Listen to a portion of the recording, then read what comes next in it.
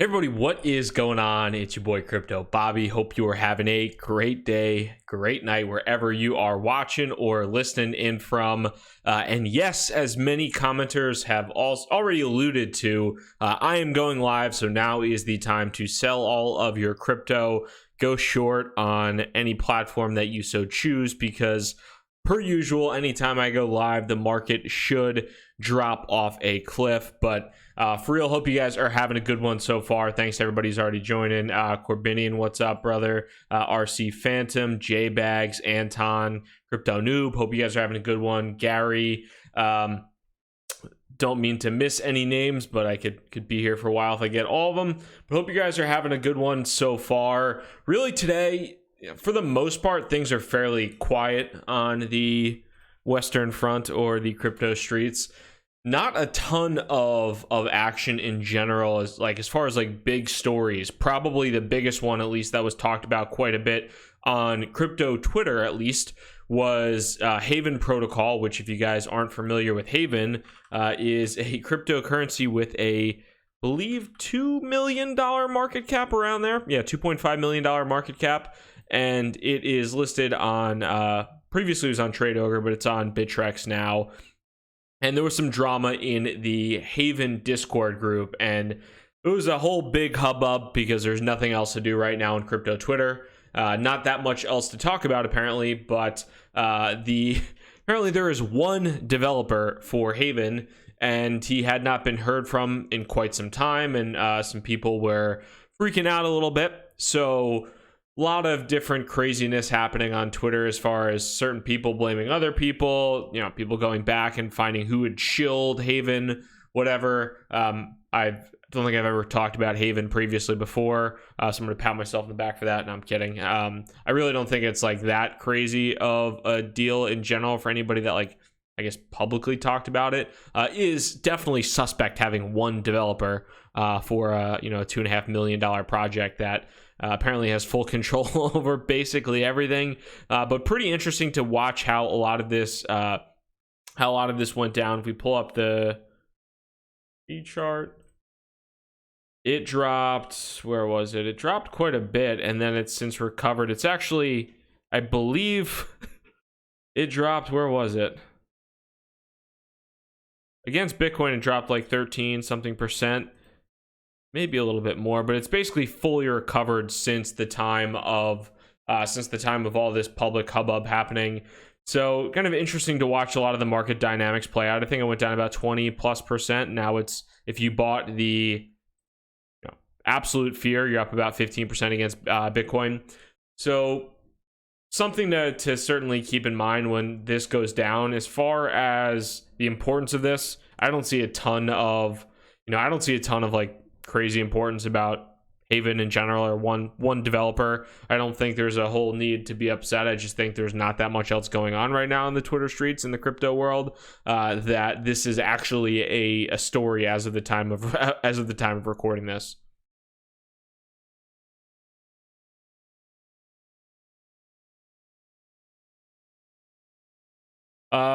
Looking at some of these questions, that is not the real Supo Man. It is it's not the real Supo Man, but I always do appreciate his $2 tips in shit talking to other YouTubers, even though he's not the real one. Carlos Matos had a fantastic, hold on, let me see if I can pull up Carlos Matos. No, I'm not logged in. But there was a pretty funny fake Carlos Matos tweet about somebody literally got a Haven tattoo on their, like, literally on their forearm before, which I thought was pretty hysterical. One man army. Do I still work at AirSwap? Yep, I indeed do.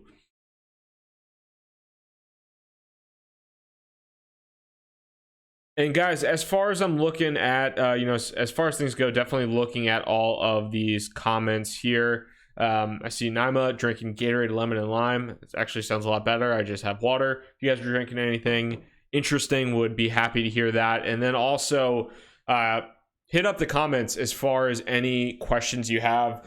Don't really have a massive agenda today. Kind of wanted to come in, shoot the shit, hang out with you guys, and answer some Q&A, since there's not a whole lot going on in the crypto world. Or just general, like, big top news stories. Stefan Mendoza, what's up, man? What are your thoughts on the Constantinople FUD? Yes, it's a vulnerability, but no contracts have been found that could be susceptible to exploit. So as far as things go with the Constantinople, kind of, I guess we could call it FUD. I don't know if that's, would be maybe the good, the definition of FUD. I think it is a serious concern. I guess there's a couple of thoughts. So if you are an Ethereum skeptic, if you are an Ethereum hater, if you very much on another cryptocurrency, whatever, you just like to hate on Ethereum, it's a nice little feather in the cap, because it goes to show that the process of what Ethereum was trying to do, this Constantinople upgrade is in the future supposed to be a big upgrade, was supposed to be last week a big upgrade. And the fact that this vulnerability wasn't discovered till about 48 to 72 hours prior to this upgrade was supposed to go live, it's not a very good look for Ethereum in the grand scheme of things. I don't think it's the biggest deal in the world. It's not confidence inspiring for anybody who is a skeptic, but as far as the pushback and delayed time frame, I think it is kind of one of the problems around these decentralized networks and how they function and the structure of them. So it doesn't ruin my hope in Ethereum, but if you are somebody that thinks Ethereum is overrated or crap or vaporware, whatever you might want to call it, it's definitely something that you can point to and say, yes, this team or the core contributors are not capable of doing what they say they're going to be able to do, and proof of stake is too far away, and they're never going to be able to execute on their vision. So I do think there's pluses and minuses to it, but for me, it doesn't necessarily impact long-term vision.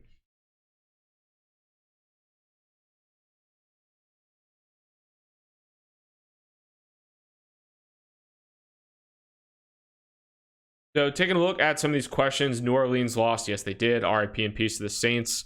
I hate you, Tom Brady. The freaking most clutch quarterback ever. Super frustrating, super annoying. But you knew he was going to win that game from a mile away because Tom Brady never loses. And I don't know if Jared Goff can beat Tom Brady. Looking at some more of these questions here, are stablecoins going to wreck the volatility that we are waiting for? I don't necessarily think that's the case. There are a number of stablecoins out there, but they each have a different flavor. And with these stablecoins, I don't think it is necessarily understood which one could win potentially in the long run, as well as when we're looking at stablecoins, I think they fill somewhat of a unique use case, but they also don't. In my opinion, stablecoins aren't really competitive, perhaps, with Bitcoin for the most respect. They're a good way to access the price stability of the US dollar or a similar asset, and enable more frictionless trading amongst crypto assets. And as well, stablecoins, I do think, could present a very interesting future for the quote unquote unbanked people of the world, where they're not going to have access to dollar-based or to kind of really price stable assets. And right now, Bitcoin, I think, is obviously not there yet on the store of value use case for the time being. Perhaps something like DAI or some of these other stable coins out there might give them access to something that could potentially be a bit more stable, while also potentially giving them access to the cryptocurrency ecosystem as a whole. But I don't necessarily think that stable coins are going to A, wreck volatility, or B, take away from Bitcoin or some of the other crypto assets and kind of what they're trying to accomplish.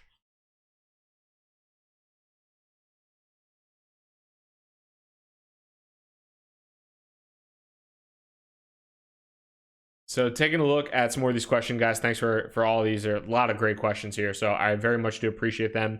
And if there's any question that you absolutely must have answered, throw it in the super chat, and I definitely will get to it. Naima, what's going on? Hope you're having a good one, as always. Thoughts on privacy coins? I do think privacy coins will continue to be increasingly important in the future. The main ones, in my opinion, right now, the most respected privacy coins out there at this point in time, you have Zcash, you have Monero, and then you also have Grin.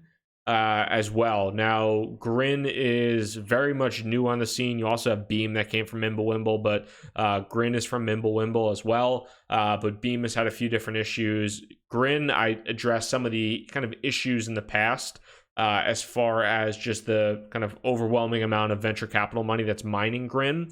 But I do think that privacy coins will continue to be of growing significance in the future as you have services like what's the coin tracking service? I don't know why I'm blanking on it right now. Let me see why. I'm literally on the email. Chainalysis. Yep. As systems like Chainalysis and companies like Chainalysis and more of those grow into prominence, I think Chainalysis is already highly utilized.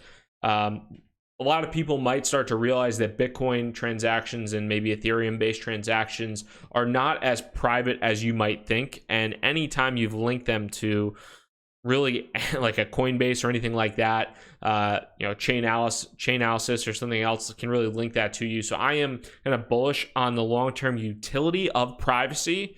As far as the utility of privacy coins, as far as the price appreciation of privacy coins, right now they haven't held up. Monero hasn't held up in Bitcoin value necessarily. Zcash hasn't really held up in Bitcoin value. Grin has an incredibly high inflation schedule, so I wouldn't necessarily recommend buying and holding Grin right now, even if there's a ton of VC money going into investing in Grin mining. So I would say this: long term, I am bullish on the utility of privacy, whether that is Monero or Zcash or potentially Grin as it is, whether that is privacy features being built into Bitcoin through the Lightning Network or in kind of multiple hop transactions, or Ethereum and ZK Snarks kind of being transitions into Ethereum as well. But privacy as a whole will definitely be a major issue in the future for cryptocurrency, and there will be a growing need for private transactions, 100% in my mind.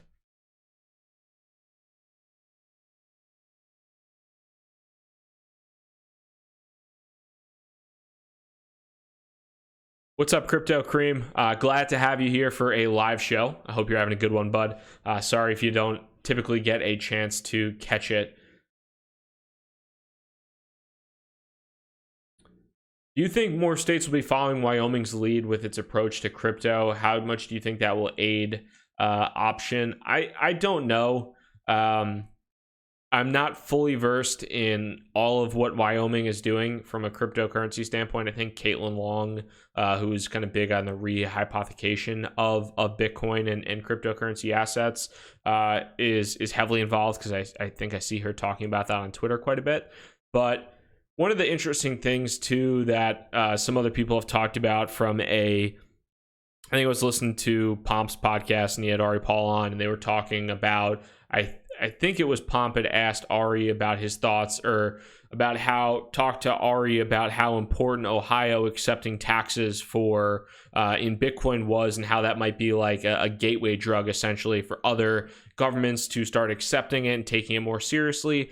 I don't necessarily know how, like, you can look at two different things I think that are interesting on a state level and federal level. You have, at least in the United States, gambling is, and especially sports gambling or sports gaming recently, on a state level and on a federal level, it's the regulations are kind of a mess. You also have marijuana too. Like I think Ari talked about, you have perfectly legal marijuana dispensaries in California that are operating under state law, but the FBI is rating them for violating federal law. So I don't think Wyoming just kind of, I think obviously the efforts that Wyoming is putting forth are great, and other states might follow suit. But just the state/federal kind of tie-ups and regulation is at least confusing, and I think will probably be an issue maybe on par with what you see with sports gaming or sports gambling, marijuana in the States and things like that. What am I drinking? It's water, unfortunately. Just going crazy with water.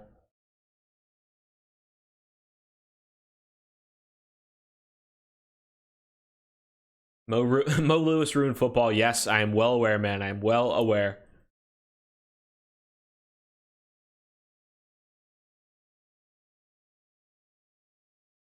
I have not tried HXRO. I don't even know how to pronounce it, but I've had a few friends reach out. I've just been pretty busy, so I really haven't gotten a chance to give it a shot at this point in time. So that's essentially where I'm at with that. But I've heard a lot of people say good things about that. I have not gotten a chance to try it.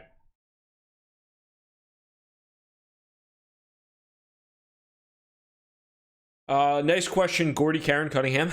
Do you think the longer the bear market continues, the harder it's going to be to get investors back into / interested in crypto? And I do think that there is merit to some of that for sure. As it looks like RC Phantom talked about, hey, I got into this in January. You know, it sucks, but it's a learning experience. I am sure, to be pretty frank, there's probably not that many people like RC Phantom that are still around if they put in money in January. You know, maybe you're down 50, 70+%. If you bought Bitcoin, maybe you bought altcoins, that might determine things, and that might dictate exactly where you are from a percentage kind of loss perspective if you just long only. But I do think when you look at the bear market and the longer it goes on, I do think it will be harder for certain people to get back into it if they've gotten burned very badly, which a lot of people have. However, it's a very, I think, interesting cycle because it is a lot of it's media and speculative and hype driven. And I do think what happened again, I'm not saying it will happen again, but I do think what happened previously at the end of 2017, 2018 could very realistically happen again. And even the people that got burned, when you have your brother and your cousin and whoever, you know, talking all in your ear about how, again, if this happens, that I turned $10,000 into $100,000. Oh, I turned $100,000 into $1 million, and I'm gonna, you know, buy a house and do this and do that. When you have all these people talking and telling you how awesome this stuff is, that's when people end up, unfortunately, buying the top again. And I think it's human nature in a lot of respects.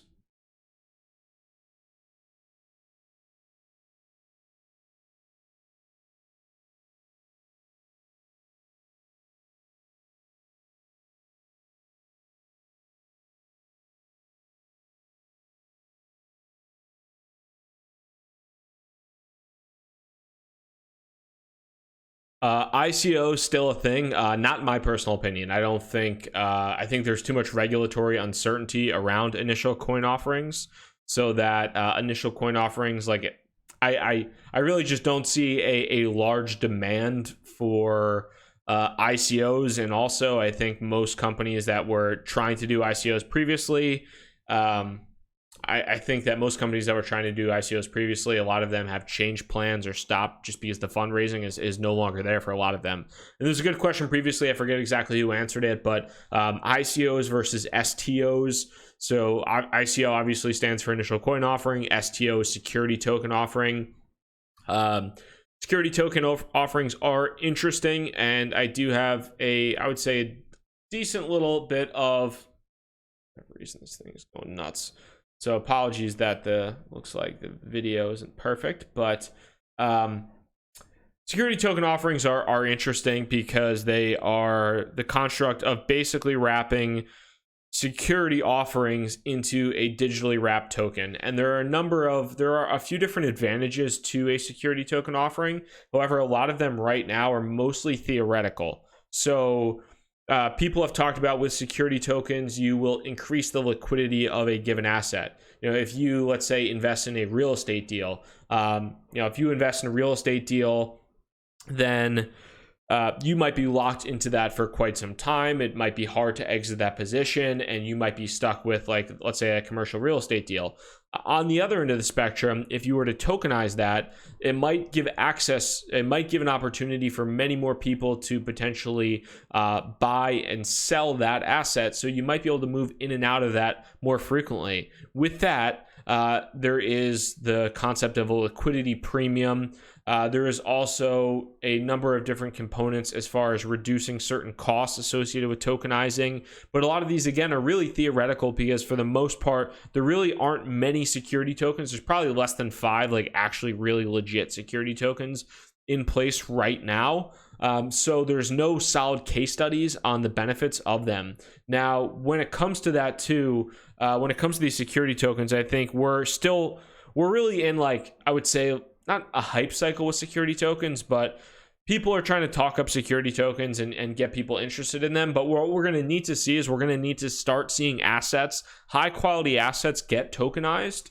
And so they can prove the benefits of maintaining an asset in this type of, way. Rather than holding it in paper shares, you're holding it essentially in tokens, whether that be on Ethereum or Stellar or Raven, whatever it might be. That is something that we're going to need to see, is really the proven benefits in real time through this. And I still think we're probably a little bit away from that at the given point.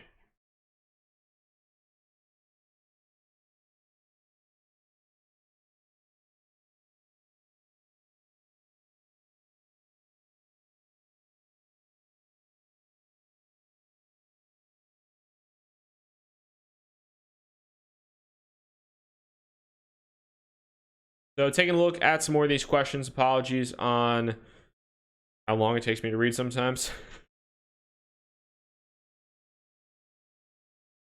Stefan Mendoza, what's up? Saw an article on someone trying to say that mainstream adoption isn't a good metrics for dApp success right now. Thoughts on that? What would you consider a dApp success to be successful? So let me see if I pull something up.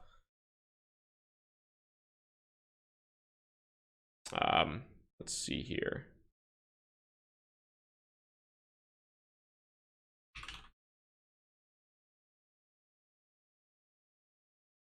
Trying to pull something up for you guys.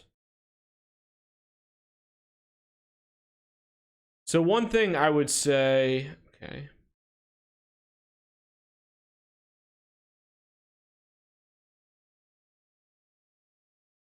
One thing I would say, just from the standpoint of, like, a lot of people will point to on Ethereum, let's go to dApp Radar.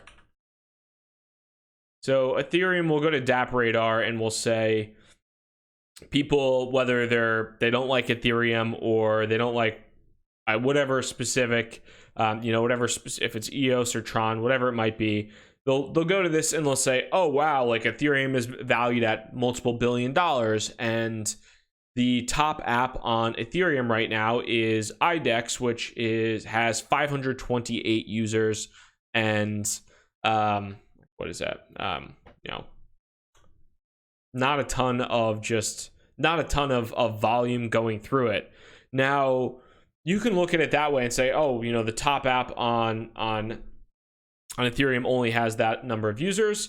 On the other end of the spectrum, there are other kind of applications or types of functions within Ethereum. If you look at the amount of money that is currently locked up in MakerDAO CDPs, over 1% of all Ethereum is right now locked up in the MakerDAO smart contract, which is pretty incredible. You can look at Compound Finance. You can look at DYDX. You can look at a lot of the constructs around Ethereum, and that's not like just IDEX or Ethermon or blockchain cuties. Like, those aren't the only types of, like, CryptoKitties isn't the only dApp around. You can consider MakerDAO and CDPs and creating DAI. That's a dApp in some respects. So there's just a lot of weird kind of constructs around it. So I think that's something you also need to think about when it comes down to this, is just like the information listed on dApp Radar isn't the only isn't the only thing out there too.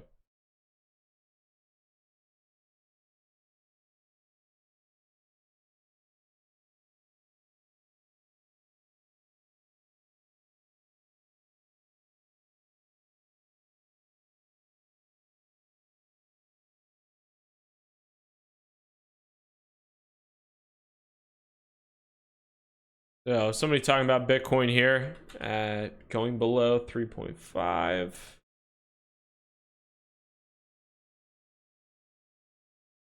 Well, of course, I go live and the market drops, so apologies again. It's always a fun time in this world. Apologies for that. So yes, anytime I go live, we have a red candle.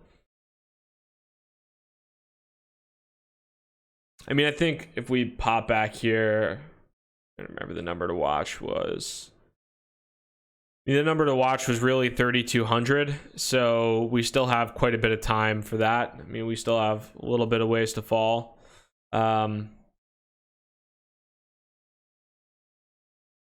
wouldn't really consider 3,500 to be very big support. And if we're going back down to kind of where we bottomed out at previously, that 3,200 range, still got about 8% down. So that's quite a bit. That's quite a ways down for anybody, unfortunately.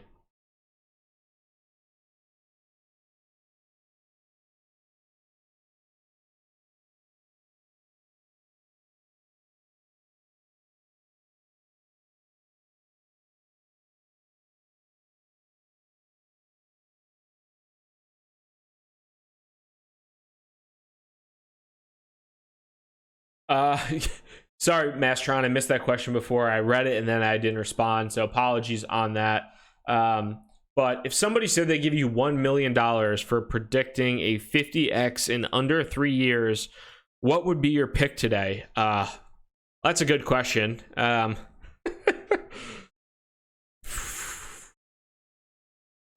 pull up on Chain FX. 50x is a lot.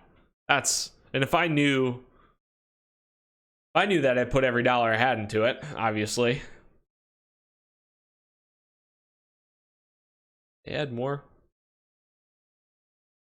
Yeah.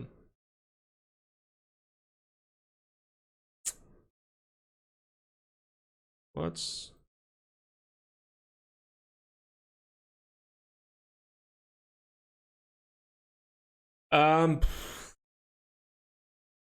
50x, let's say, hold on, we have 50x. If Ethereum 50x's, that's about $600 billion market cap. If Bitcoin were to 50x,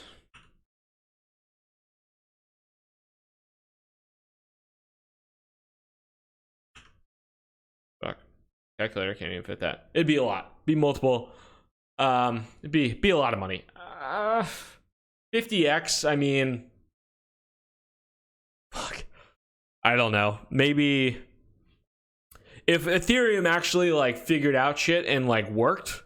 I think because Ethereum has taken such a dive from its basically all-time high that it's somewhat. I don't know.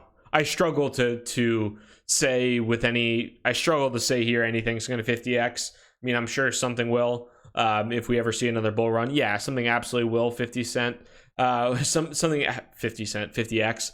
But you like really made me choose something. Oh wow. Actually, here we go. This will be fun. What do we got? Break even multiple.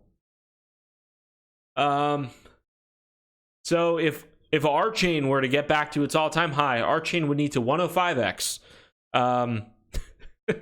If Salt were to get back to its all-time high, it would need to 81x. So let's pick one of these. Let's say, damn, Icon would need to 52x. Big Bitcoin private guy. Substratum, buy high, sell low. Obviously, everybody knows that. Spank Chain needs a 50x. I mean, basically any like altcoin the majority of altcoins would need to 50x, literally 50x to get back to their all-time highs, which is pretty crazy. Just tell them it's Tomo Chain.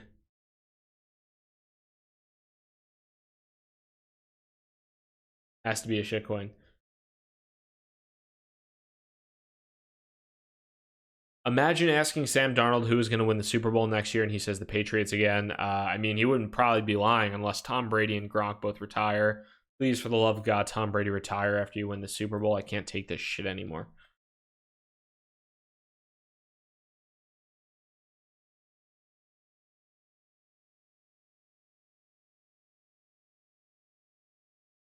Hold on one second. That's my washing machine.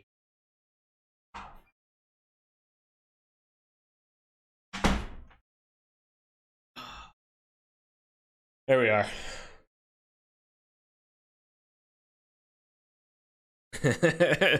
If I liked it at 50, I love it at 25 cents. Really is crazy. I don't know what the hell breakout is, but Z Classic would 250x to get back to its all-time high.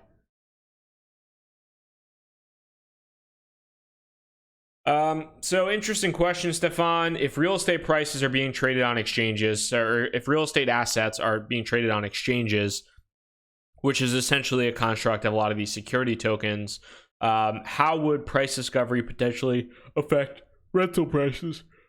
Would rates go higher faster due to speculation on real estate? I think a little bit of that. Maybe you might be able to look at the REIT marketplace or some of the other types of online crowdfunding, or not necessarily crowdfunding, but like accredited crowdfunding in the real estate market. I don't know if that would directly affect rental prices. You know, if the price, I don't know. It's a really interesting question. I don't know at this point in time.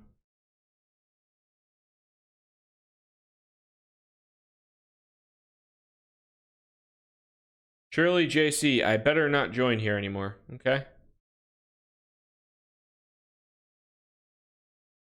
Regarding ETH, for a company to find an issue on the day of the upgrade is ridiculous and tells me that ETH has lost the plot. Well, so that's a good point, and something that I tried to bring up. That yes, if you are skeptical of Ethereum, then yeah, it's not confidence inspiring in any respect, and obviously that's the way Gordy Karen here feels.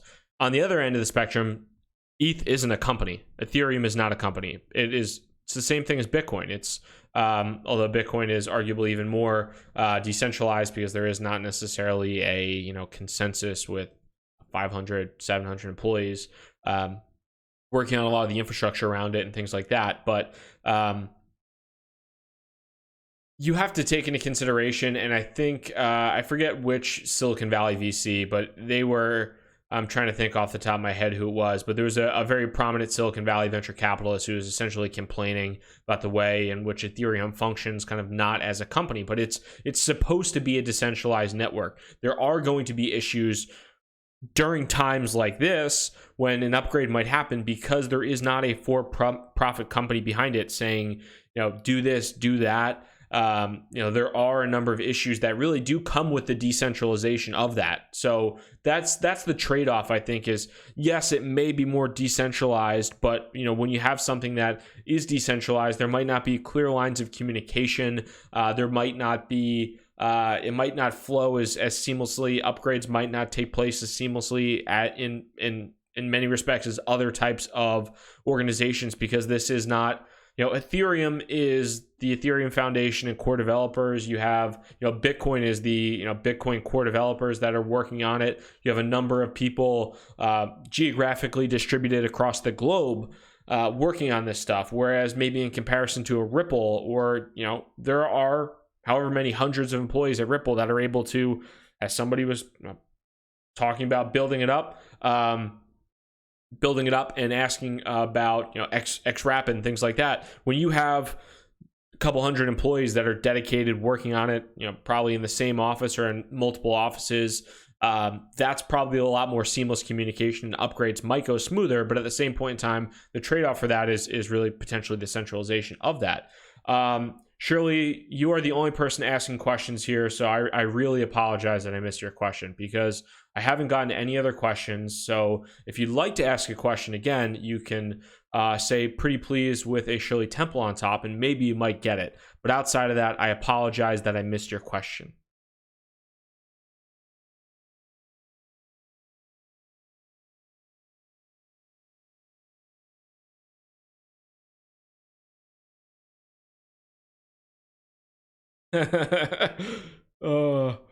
Chicago Bulls management just traded for Carmelo Anthony.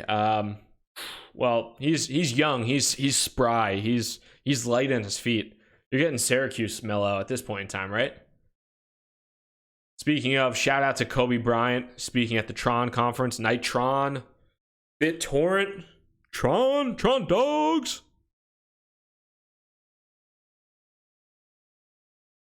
Kobe will never be in the LeBron versus MJ discussion now, specifically because he spoke at Nitron. I have no idea what Platin Coin and Vitia is. Let's go to Platin Coin. Let's Google Platin Coin. Make you happy, Shirley. Oh, fuck, this thing have a $10 million market cap.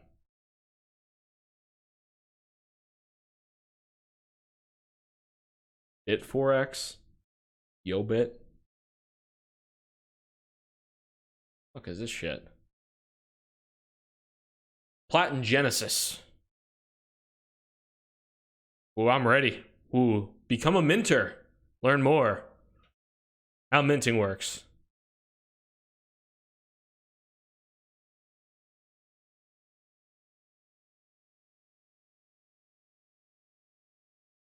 Download the wallet, sign up, rent the equipment, and start mining. If this is cloud mining, I got 2 words for you.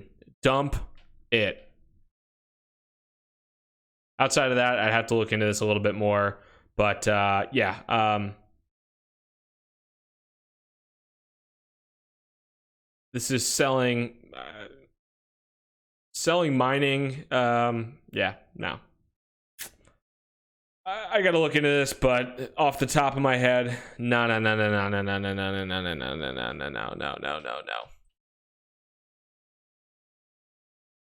John Penn, no one is talking about the Cryptopia hack. I indeed did talk about the Cryptopia hack a little while ago.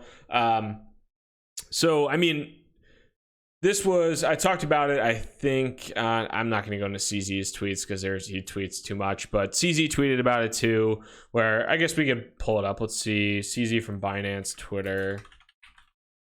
Here we are. Here we go. So I think I talked about this previously in a video, and this was something that CZ got a bunch. So Cryptopia got hacked. They went offline, said significant losses arise from the hack. CZ said, store coins yourself, you fight hackers yourself, guard from losing, and you gotta guard, like, can't lose the wallet yourself, computer breaks, USBs get lost. If you store in an exchange, only use the most reputable, proven, secure exchanges or move to DEX, disrupt ourselves. So a lot of people got mad at this because he essentially suggested that you were worse off by storing coins yourself rather than storing them on an exchange because you use the most reputable, proven, secure exchanges. The problem with that, there's two different ways you can think about it here too. When it comes down to this, is you have some people, quite frankly, are not smart enough to store coins themselves. They unfortunately don't have the brain power, the wherewithal to use a Ledger or a Trezor, or even really anything else. They're just not smart enough. So they'd probably be better off, storing on a Coinbase or maybe a Binance with 2-factor authentication and a one-time use password, something like that. Although I'm sure a lot of those people use the same password they use on all the other shit that they use. But the problem with storing it on these quote-unquote reputable exchanges is Mt. Gox was once the most reputable exchange in existence. There were other crypto exchanges that were the most reputable exchange at the time, and shit happens. For a lot of these centralized exchange, it's not a matter of if, it's a matter of when they will be hacked and whether or not they have the insurance and proper precautions and just general goodwill to potentially, reimburse their customers. So I keep about 95% of my crypto assets on a Ledger, on a hardware wallet. The other 5% might be liquid and I keep on an exchange if I want to trade, do something else with them. But I do think that non-custodial exchanges in the future will be more and more important for sure. I definitely think that that's going to be the case. But I think for Cryptopia, a lot of people pointed to it. They called it Shitopia in the past, and it wasn't necessarily the most well-respected exchange on the planet. It worked, but that doesn't necessarily say all that much. So we'll have to see what happens with the aftermath of it. Reno Hart, is it time to short? Bobby is on. Time to short was a little bit ago, but when I started, I have a Ledger and I use it. Attaboy, Chris. Love it. Love it.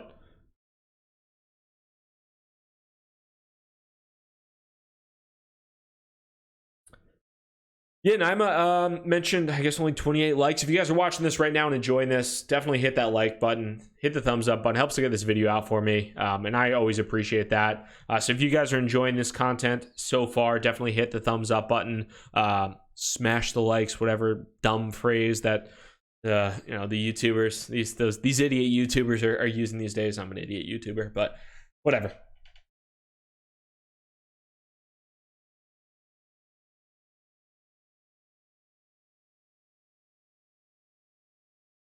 Do you think the BitTorrent ICO token metrics make it a risky gamble? I'm on the fence. I personally, I have literally zero interest in touching BitTorrent.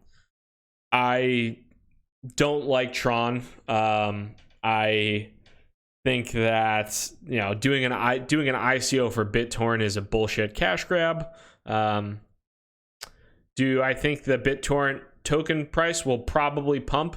Yeah. Should I probably buy into it if I want to make money? Yeah, probably, to be honest with you. I think Tron can make their token pump. Justin Sun can market the shit out of anything, for sure. I mean, look at this fucking chart, man. Tron can market, that's for damn sure. Justin Sun can market. They've come back bigly since mid-November, early December. But I don't know. I think this is just another way for Tron and Justin Sun to make more and more money. Will you be able to hop on for the ride? Yeah, probably. But I'm not looking at this as like, oh wow, the token metrics of this. Ooh, I'm gonna pop it into my spreadsheet and see what happens.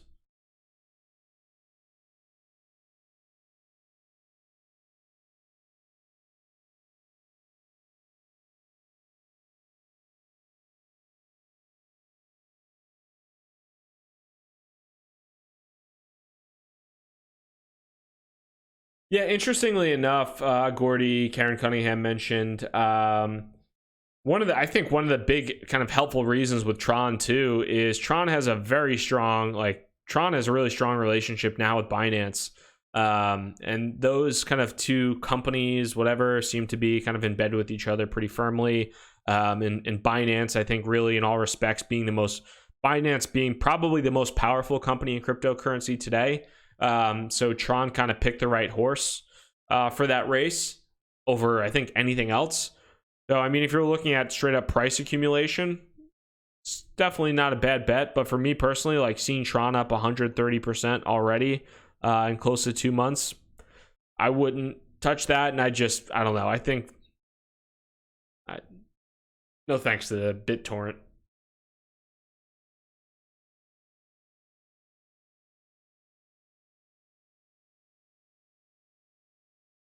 What's up, fam? What's up, Eunice?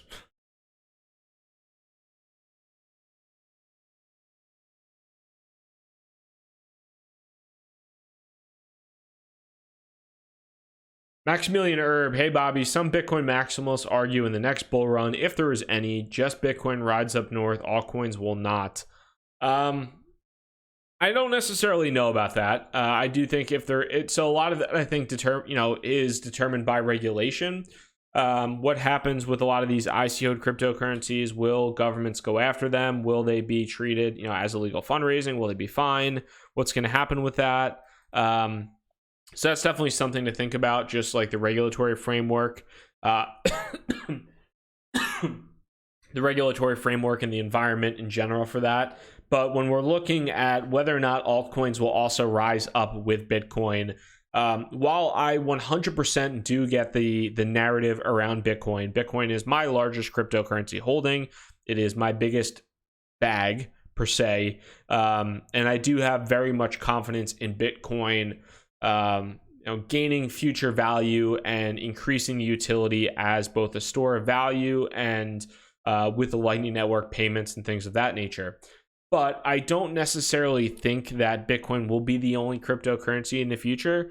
I also do think that a lot of people get into the cryptocurrency game really just for not necessarily, there is a good degree of core people in the crypto space, especially in Bitcoin, that are, firmly entrenched with strong ideology. They know why they're in the game, whether it's, a store of value, whether it's really non-sovereign money, whether it's, there's just a number of different components that they might be interested in. And I think when it comes down to it, that a lot of other people get into it and they see where Bitcoin is. And especially if Bitcoin runs up again, some people will want to buy Bitcoin, but a lot of people look at that and say, oh, wow, Bitcoin's up to $20,000. What's the next Bitcoin? That is always the question that a lot of people ask is, what's the next Bitcoin? What's the next Ethereum? They don't necessarily want to buy the cryptocurrency that already just 10x. They look at that.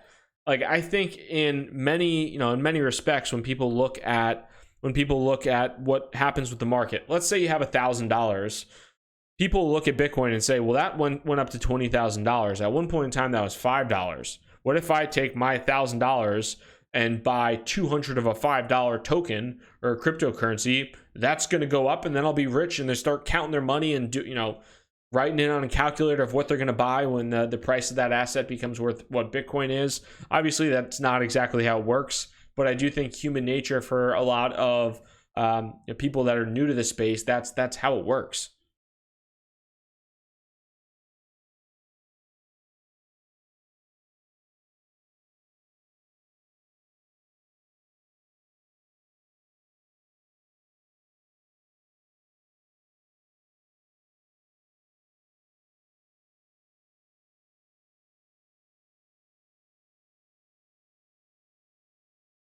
The Paul 3D, what do you think the current mass thinking is? Bullish or bearish? I do think at this given point in time, when we're looking at the market in general, I think most people are still quite bearish. I think we're closer to the bottom than a lot of people think or feel. But I think, just generally speaking, like, it's kind of stupid because I feel like a lot of the price predictions are always like, let's say where we are right now. People will say the price predictions like, oh, if Bitcoin breaks below 3,200, it's bearish. If Bitcoin breaks above 4,200, it's bullish. It's like, yeah, no shit. You're basically saying if it goes up, it's bullish. If it goes down, it's bearish. That's kind of I feel like that's kind of how the sentiment and the mood follows as well. Is, if and when the price goes up quite a bit, the market will have a bullish leaning bias, but we've gone down for so long and are now sideways. I think we're still definitely in bearish territory at this point in time.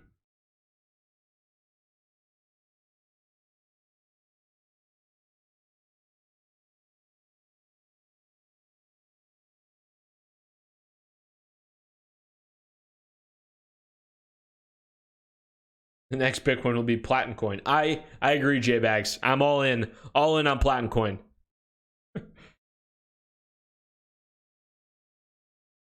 Julio, that's an interesting question. Bobby, do you think Ethereum has the ability to decouple from BTC like in 2017? I do think that Ethereum's run in 2017 was somewhat unique circumstances. If we go back here, Ethereum had like just an incredible. We could probably do. Let's do like a week.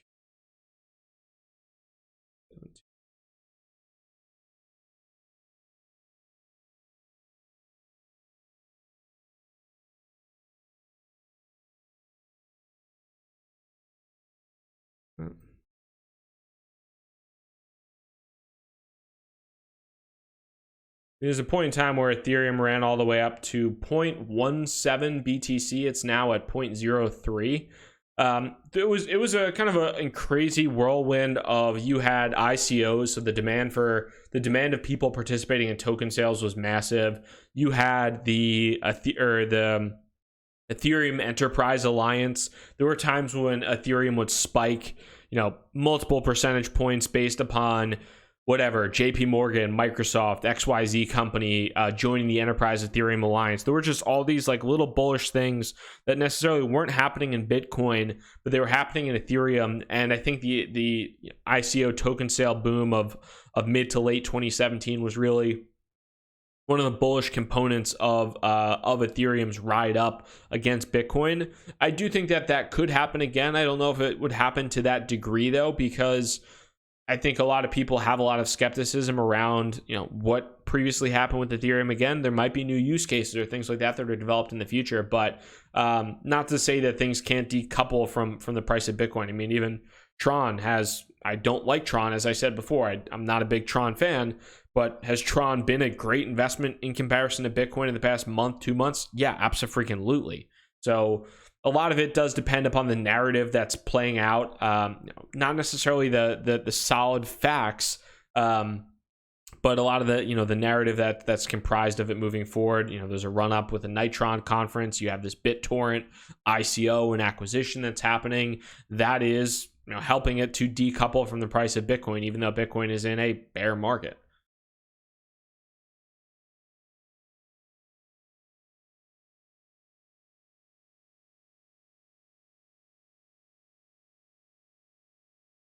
9, but the only people who are making money in this bear market are conference organizers and exchanges. I would say most conference organizers aren't making much money in this market either. I think a lot of conferences, I would love to hear if anybody's at the North American Bitcoin conference in Miami last week. I went to that last year, and that was packed to the gills. It was like 5,000, 6,000 people, a ton of hype. It was like mid-January, so right at basically the top of the altcoin boom. There were thousands and thousands of people. There were probably 60 different booths of all these token sales, paying probably tens of thousands of dollars to be there. I looked at the website, and there was probably half to 60% less sponsors than there were last year. There's not companies getting $30 million, $50 million in easy money, spending $20,000, $50,000 for a booth and for name tags and for shit like that. So I'd love to hear if you've been at any of the conferences recently as well. I, for the most part, haven't been going to as many recently. So it's just been kind of busy working. So I haven't been, but I think conference organizers are definitely feeling the heat, as are exchanges. But exchanges are, I think, a much more, or at least the top exchanges, it's a much more profitable business than conference organizers.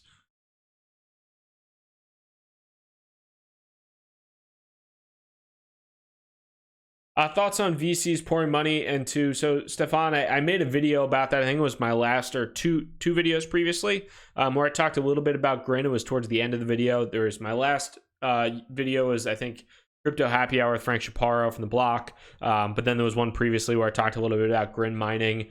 It's interesting. I'll give a very high level synopsis. Grin is a new privacy coin. It's built on Mimblewimble. Beam is the other one. Beam has had a rough go of it. There have been a couple different issues, but recently Beam's had some issues. But Grin is something that I think is a lot more a lot of people think that Grin is the better Mimblewimble privacy coin, and Grin is a fair launch cryptocurrency.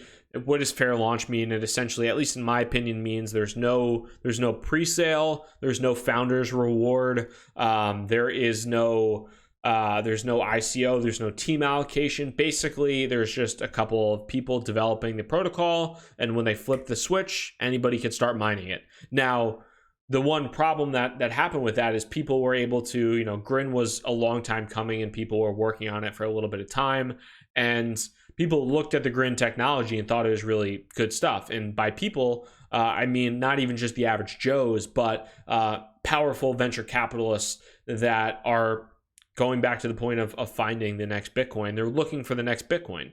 And one of the things that they did was they looked at Grin and they said, okay, this is a fair launch cryptocurrency. We think this thing's going to be very popular, so we're going to mine Grin.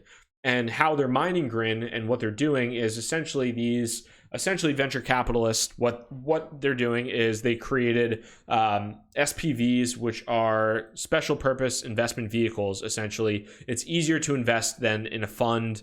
It's a quick way to legally pool money together. So these venture capitalists are pooling money to these SPVs. There is rumored to be over $100 million of money from venture capitalists into mining operations specifically for Grin.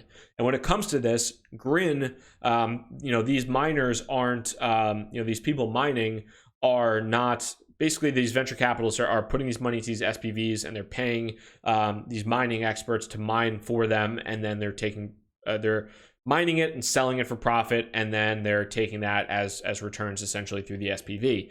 Now, the problem with that is it's not like for the most part, they're not mining and holding this stuff. This is not a mine and like, we're not going to mine and hold it. We're going to mine it and basically immediately sell it to, continue to fund operations as well as to make profit. So there are potentially some, I wouldn't say perverse incentives, but you have the incentives of people out there where, the only people, or not the only people, because there are other people who can successfully mine Grin, but the people who are mostly successfully mining Grin are already rich, powerful venture capitalist investors, and those people also might be have big followings on Twitter, so they're talking about Grin is awesome, Grin's fantastic, and then maybe you as the normal retail investor, myself as the retail investor, might look at that and be like, oh wow, Grin looks so cool, I'm going to go on the exchange and buy it, and maybe I didn't know about the crazy high inflation schedule.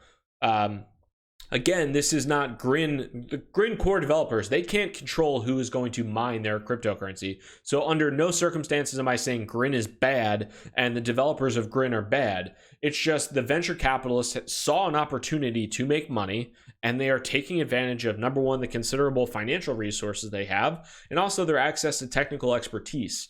So when you combine those two things, it's essentially a case of the rich getting richer in this specific scenario, but it's also not the fault of the Grin developers. It's just they're putting out a product that people think is going to be successful, and the incentives are there for those people to actually mine those cryptocurrencies, so they're going ahead and doing so. Now, just like long term on it, if you are interested in Grin, I would absolutely look at the inflation schedule, because Grin itself and what the core developers did from a supply schedule perspective is they made the inflation percentage really high initially to disincentivize people from buying, holding, and speculating on the crypto. So the amount of Grin that is printed and mined early on in the life cycle, and literally the Genesis block was last week, the amount of Grin that gets printed, unless there is a massive demand for people to buy Grin, it's going to lose value by holding it. The developers specifically wanted to disincentivize people from holding it, so they made the inflation schedule really high so that people actually would use it and transact with it. Will that actually work? Who knows, but it'll be fun to watch.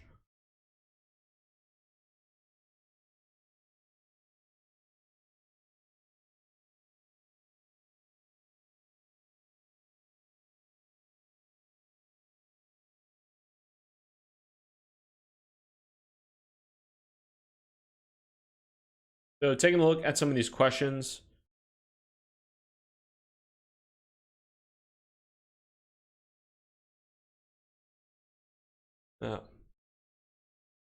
Somebody asked me to go back to the Bitcoin chart. Sitting slightly above 3,500 right now. Decentralize my taxes. Will I get Frankie Scoops back on the channel anytime soon? Yeah, I could definitely hit him up and see if he wants to come on. Would be happy to.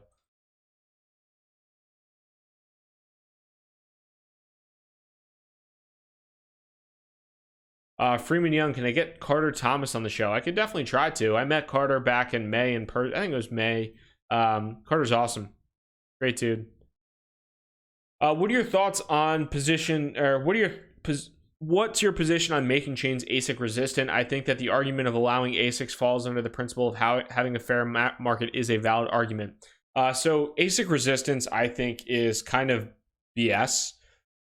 If a cryptocurrency is valuable to mine, and the incentives are there, somebody's going to figure out and develop an ASIC to mine that cryptocurrency, I think, in my opinion. So selling or billing a cryptocurrency as ASIC resistant is kind of silly, as well as kind of throwing in certain types of difficulty, whether it's algo changes or things like that. Throwing in different changes to make ASICs more difficult to utilize. Ugh, I need coffee. making more ASICs more difficult to utilize, I think, is a fruitless endeavor. And I do think that ASICs add security to the chain. So I am not big on ASIC resistance as a whole. I think that, if you're a GPU miner, obviously obviously you want ASIC resistance because it protects your business. It protects your profitability. But if you are a buyer and holder of a cryptocurrency and you're not mining it, I wouldn't really care too much about ASIC resistance. I think that's my overall opinion on that.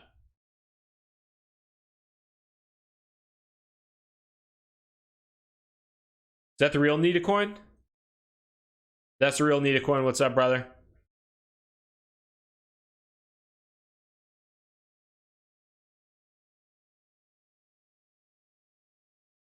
Jim Gibbs, any good books I recommend? Just finished the Bitcoin Standard, looking for more to learn. If anybody has any other good books, Jim, I don't have any other off the top of my head. I mean, my favorite, it's just kind of the story is Digital Gold. I really enjoyed that. If you haven't read that, I'm sure, if you read the Bitcoin Standard, maybe you've read Digital Gold. If you haven't, I would recommend it. I think that's a pretty fun book.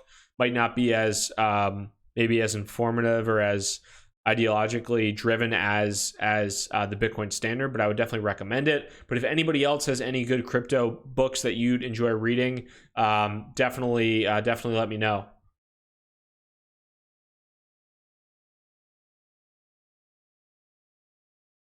Nita, if that's you, you got to stop making fun of the Jets, man. It hurts my feelings every time. Sam Darnold's going to be the future. And yes, Chargers broke my heart by not beating the Patriots, and then the Chiefs did the same thing as well. So thank you.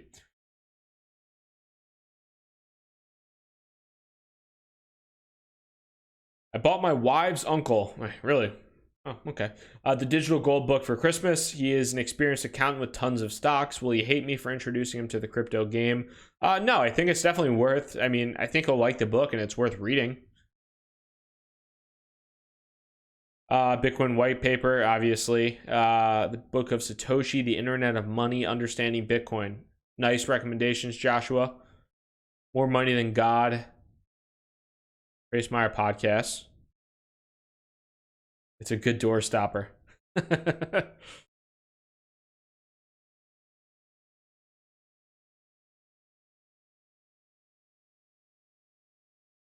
Crypto Assets by Chris Berniski. Yep.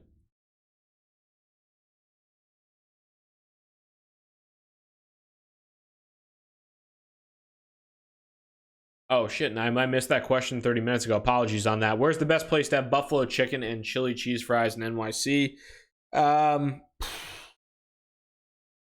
That's tough. I had great cheese fries this weekend. On Friday. The best place. I'm out in the sticks in Brooklyn, so I'm not in Manhattan. So I'm not too up on the Manhattan buffalo chicken game, unfortunately. So that's tough. It's tough. I'll have to think about it, Naima. Apologies on that. Apollo cryptocurrency and Holochain. I don't have too much of an opinion on them, but I think I check like our cryptocurrency once a day. I think Apollo was on there for some type of scammy thing. Yep. I have no idea what this is, but somebody asked about Apollo, and apparently I saw this today. So that's the only thing I know about Apollo, is this thread in Reddit. So if you are interested, I mean, Reddit can definitely be a little bit conspiracy theory-esque, but sometimes where there's smoke, there's fire. Yeah, Shorty's does have good cheese fries. I also like Fedorov's in Williamsburg. Fedorov's is great. They have some bomb-ass cheesesteaks. So would definitely do that. When Twitch stream, I need to get Twitch actually. Need to get Twitch at some point in time. Yeah, super chats do still exist. They do still exist.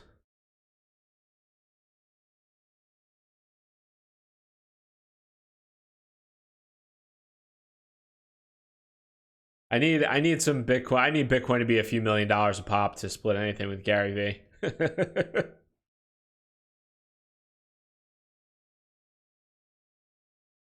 Guys, at this point in time, though, it's been an hour or so. Kind of hungry. I'm gonna go eat dinner. But if you enjoyed this video, definitely hit the thumbs up button. I really appreciate everybody taking the time, all the questions. It was awesome to hang with you guys. I have a video coming for you tomorrow. I interviewed Dan Held, and we talked about Bitcoin specifically. He is been in the Bitcoin world since 2012. Has built a couple companies in the space. So talked to get his opinion on Bitcoin, on Lightning, on the 51% attacks with Ethereum Classic, on exchanges, on a couple other things. So that interview is coming out tomorrow, so stay tuned for that. But outside of that, guys, really do appreciate the time. Hope you have a good one. Peace.